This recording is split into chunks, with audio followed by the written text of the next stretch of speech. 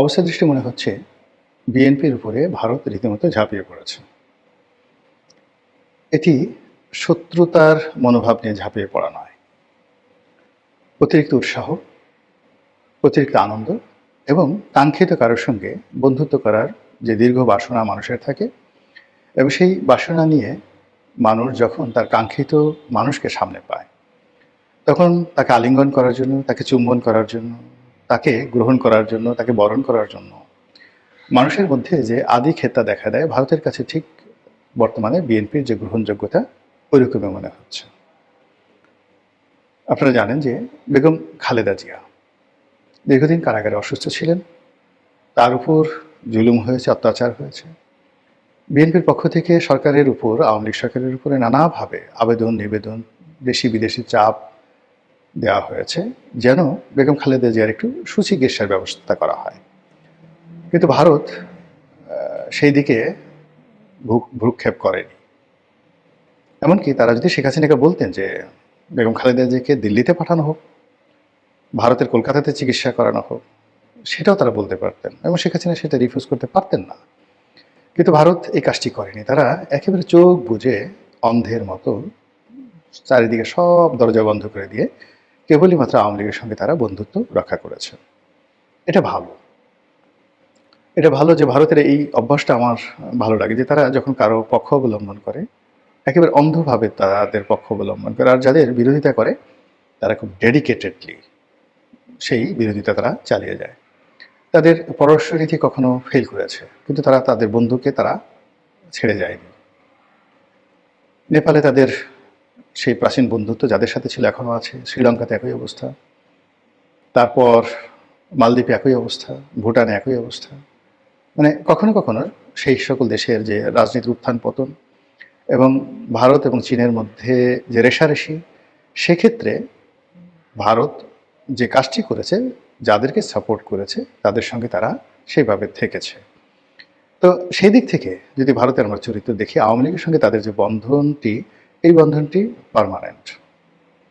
এখন সেই বন্ধন ছেড়ে তারা হঠাৎ করে কেন বিএনপির ব্যাপারে এত উৎসাহ দেখাচ্ছে?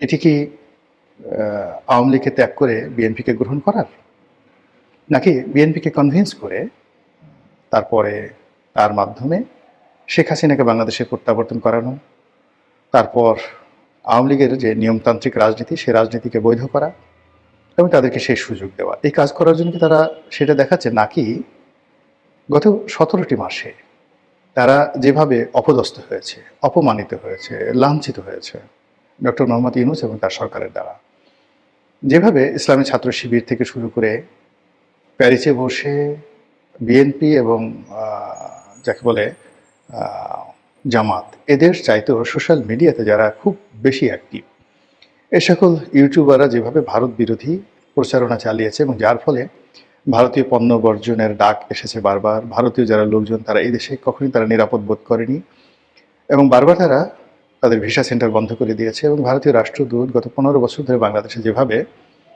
তারা চলাফেরা করতেন, এই গত 17 মাসে বলতে গেলে রীতিমতো বিশ্রী অবস্থায় তাদেরকে ঘরে বসে থাকতে হয়েছে। তো এই অবস্থার পর যখন একটা নির্বাচন হলো, সেই নির্বাচনে বিএনপি সংখ্যাগরিষ্ঠতা পেল এবং জনাব তারেক রহমান সাহেব একটি উল্লেখযোগ্য চরিত্রে তিনি আবির্ভূত হলেন দৃশ্যপটে। তো সে কারণে কি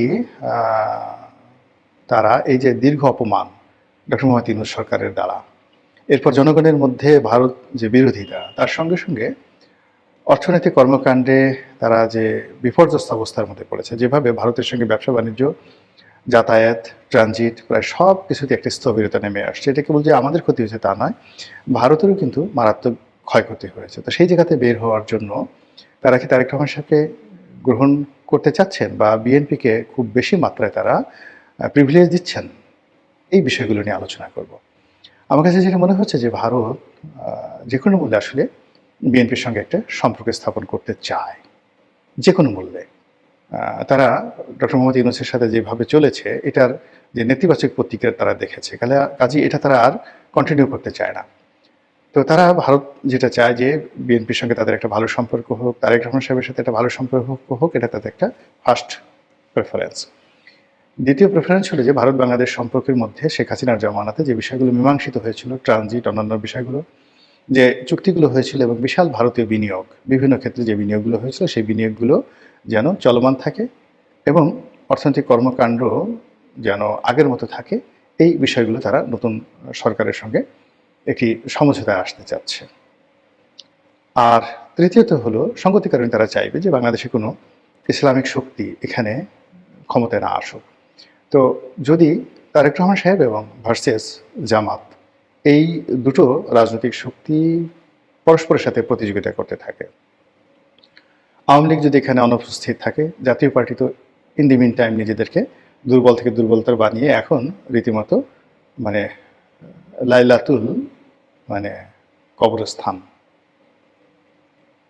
এই পর্যায়ে চলে গেছে, লাইলাতুল শ্মশান এই পর্যায়ে চলে গেছে, শ্মশানের রাত্রিতে চলে গেছে, কবরস্থানের রাত্রিতে, নিকোষ কালো কবরস্থানের রাত্রিতে চলে গেছে জাতীয় পার্টিতে। এবং আমি বুঝতে পারলাম না যে এইবার এত বিভক্তি, এত বিরূপ পরিস্থিতিতে জাতীয় পার্টির জনাব জি এম কাদের এবং তার যারা নেতৃবৃন্দ কেন এই ইলেকশনে গেলেন, কেন তাদের ইলেকশন করা দরকার, এই জিনিসটা আমি বুঝতে পারলাম না। এনিওয়ে, এখন জাতীয় পার্টির আবার নতুন করে দাঁড়ানো, আবার ঘুরে দাঁড়ানো, একত্র হওয়া, সব কিছু করা, it is very very tough, ভীষণ রকম টাফ। তো এনিওয়ে, যেটা বলছিলাম, তো সেই অবস্থাতে যেটা হচ্ছে যে দুটো রাজনৈতিক শক্তি, একটা হলো ইসলামিক শক্তি আর একটা হলো মানে জাতীয়তাবাদী শক্তি। তো জাতীয়তাবাদী শক্তি মানে বিএনপির নেতৃত্বে যে সকল দল এখন তাদের সাথে আছে এই জোট, যারা ধর্মের ব্যাপারে লিবারেল, গণতন্ত্রের ব্যাপারে যাদেরকে বলা হয় লিবারেল ডেমোক্রেটিক দল। আর এর অ্যাগেনস্টে জামাত, এনসিপি, 11 দল, তারা তো আছেই। তার সঙ্গে সঙ্গে যারা তাদেরকে ছেড়ে চলে গেছে, যেমন হেফাজত, তাবলিগ, তারপর চরমোনাই, অন্যান্য যে গ্রুপগুলো যারা একত্র হতে পারত বা হওয়ার চেষ্টা করেছিল এবং একবার তারা হয়েছিল, এই জোটটি খুব দ্রুত সিমেন্টেড হয়ে যাবে। উইদিন 2-3 মাসের মধ্যে সমস্ত ইসলামিক শক্তিগুলো একত্র হবে এবং যে কোনো বিষয় নিয়ে তারা রাজপথে নামবে। এবং জনাব তারেক রহমান সাহেব যদি ভারতীয় সেই বন্ধুত্বের দিকে হাত বাড়ান, নরেন্দ্র মোদী বাংলাদেশে আসেন, বিশ্বাস করেন এই মামুনুল হক সাহেবরা আবার রাজপথে নামবেন, জামাত রাজপথে নামবে, এনসিপি রাজপথে নামবে, আবার এই মানে ডেলি স্টার, প্রথম আলো, এই সমস্ত পত্রিকা যাদেরকে পুরো ভারত বলা হয়, এদের প্রতি আবার আক্রমণ করার জন্য চেষ্টা করা হবে। এবং রাষ্ট্রশক্তি মানে রাতারাতি একটা ইলেকশনের মাধ্যমে নতুন সরকার ক্ষমতায় আসবে, কিন্তু ওই যে ব্যাকবন সোজা করে একটা বৃহৎ ইসলামী শক্তিকে দমন পীড়ন করার মতো অবস্থা হবে না। এবং এখানে মানে একটা ব্যালেন্স আছে, এই ব্যালেন্স, রাজনীতির যে ব্যালেন্স, সেই ব্যালেন্স আওয়ামী লীগ ছাড়া এই মুহূর্তে জামাতের জন্য রাজনীতি করাটা নিরাপদ নয়, আর আওয়ামী লীগ ছাড়া এই মুহূর্তে বিএনপির জন্য রাজনীতি করা নিরাপদ নয়। আর অন্যদিকে এরকম একটা অস্থির রাজনীতির যে পরিবেশ, তারপর একটা আনপ্রেডিক্টেবল অবস্থা, সেই আনপ্রেডিক্টেবল অবস্থার মধ্যে বিদেশি বিনিয়োগ করা, কূটনীতি করা, তারপরে দীর্ঘমেয়াদী একটি রাষ্ট্রের সঙ্গে আরেকটি রাষ্ট্রের সম্পর্ক স্থাপন করার ক্ষেত্রে নানা রকম বাধা এবং বিপত্তি রয়েছে। ভারত নিশ্চয়ই সেটা চাইবে না। তারা চাইবে যে যে যার শক্তি সামর্থ্য অনুযায়ী থাকুক, এবং এখানে কোনো একটি দল যদি একচেটিয়া ক্ষমতা অর্জন করে, তার ফলে যে ফ্যাসিজম তৈরি হয়, যে ডিক্টেটরশিপ তৈরি হয়, এটার ফলাফল কখনোই ভালো হয় না। এবং সর্বশেষ শেখ হাসিনাকে নিয়ে তারা যে বিপদে পড়েছে, এটি তারা 15 বছরে যে লাভ করেছে তার চেয়ে এই গত 17 মাসে তারা যেভাবে অপমানিত, লাঞ্ছিত হয়েছে, এটা আগামীতে তারা হতে চাচ্ছে না। এইগুলো এক। 2 নম্বর হলো যে এখন যদি আওয়ামী লীগ না থাকে, একেবারে নিশ্চিত যে জামাত যেভাবে সংগঠিত হচ্ছে, তারা বিএনপিকে পূর্ণ মেয়াদে ক্ষমতায় থাকতে দেবে না। অবশ্যই একটা মধ্যবর্তী নির্বাচনের আগে আসতে হবে, অথবা এমন কিছু ঘটনা ঘটবে যে ঘটনার প্রেক্ষিতে বিএনপিকে ক্ষমতাচ্যুত হতে হবে। এবং সেক্ষেত্রে অনিবার্যভাবে যদি আওয়ামী লীগ রাজপথে না থাকে, জামাত ক্ষমতায় আসবে আসবে আসবে, কোনো সন্দেহ নেই।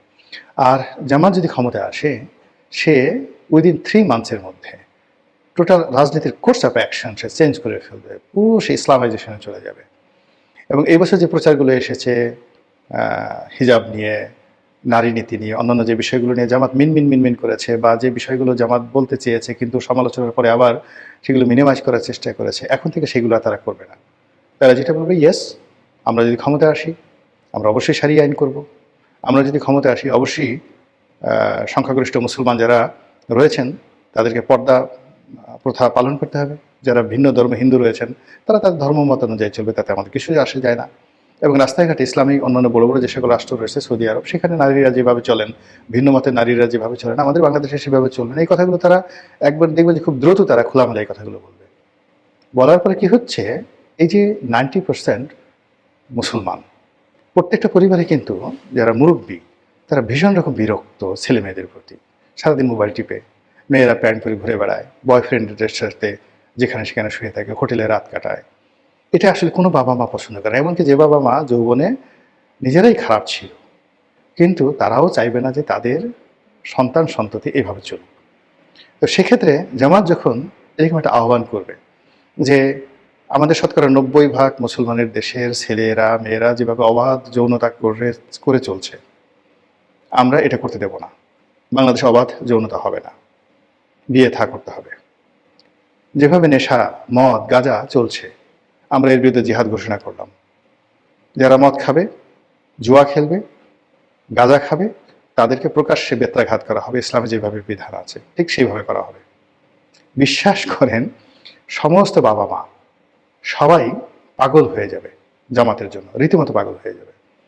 এবং দেখেন যে এই আগামীতে যে সময়গুলো তারা পাবে, সেই সময়ের মধ্যে দেখবেন যে অনেক তরুণ যারা গাঁজা খেত, তারা এই জামাতের ভয়ে গাঁজা খাওয়া বন্ধ করে দেবে। অনেক দুর্নীতি যারা করতো তারা জামাতের ভয়ে দুর্নীতি করা বন্ধ করে দেবে। এই যে জামাতের যে 70টি আসন এনসিপি সহ, আপনি দেখবেন বিএনপির যে আসনগুলো, সেই আসনগুলোর চাইতে এই আসনের যারা সংসদ সদস্য তারা একটা উদাহরণ তৈরি করবেন। এবং সেই উদাহরণের ফলে কি হলো, ইসলামের প্রতি মানুষের আকর্ষণ বেড়ে যাবে, প্রবলভাবে বেড়ে যাবে। এরপরে জামাতের যে নেতৃবৃন্দ, এনসিপির যারা নেতৃবৃন্দ, যারা আপার হাউজে মেম্বার হবেন, তারা সেখানে ঘন্টার পর ঘন্টা কোরআন, হাদিস, ইজমা, মানে একটা ওয়াজের মাহফিল বানায় ফেলবেন আমাদের যে আপার হাউস, উচ্চকক্ষ সেখানে। এবং তাদের জামাতের লোকজন তারা ওইভাবে রিক্রুট করবে যারা ভালো বক্তা, অনলবর্ষী বক্তা।